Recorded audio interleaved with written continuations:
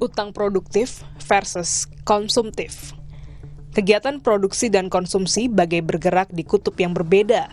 Keduanya memerlukan biaya yang bisa didapatkan dari pinjaman. Suatu hari, di sebuah kantor lembaga keuangan di Jakarta, ada diskusi ringan perihal kredit pembelian sepeda motor dan mobil. Apakah merupakan kredit konsumtif karena dibeli untuk kebutuhan pribadi, atau jika digunakan untuk mencari nafkah, apakah menjadi kredit produktif? Diskusi serupa membahas fasilitas paylater atau pembayaran yang ditunda. Apakah fasilitas yang disediakan penyedia jasa pembelian dan belanja di platform daring itu merupakan utang atau sekedar menunda pembayaran? Pinjaman di sektor produktif dan konsumtif disalurkan lembaga keuangan bank dan non-bank. Bahkan, kini juga melalui platform pinjam-meminjam uang antara pihak berbasis teknologi informasi atau peer-to-peer lending. Data Otoritas Jasa Keuangan menunjukkan pada bulan Januari hingga Agustus 2023, platform pinjam-meminjam uang antar pihak berbasis teknologi informasi menyalurkan pinjaman ke sektor produktif sebesar Rp58,3 triliun.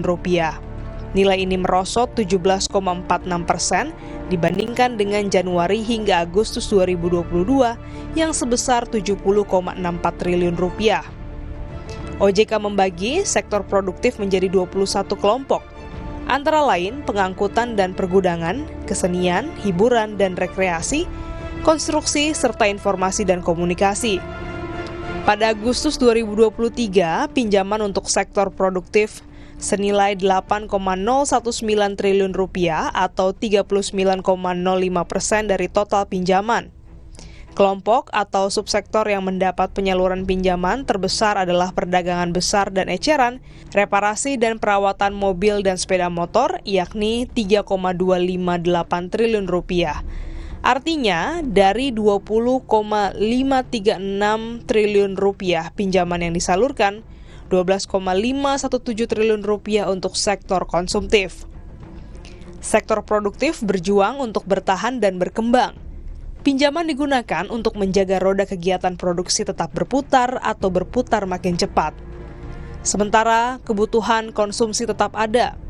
Meskipun sebagian masyarakat membatasi diri untuk berbelanja karena harga sejumlah barang naik, sedangkan pendapatan cenderung tetap.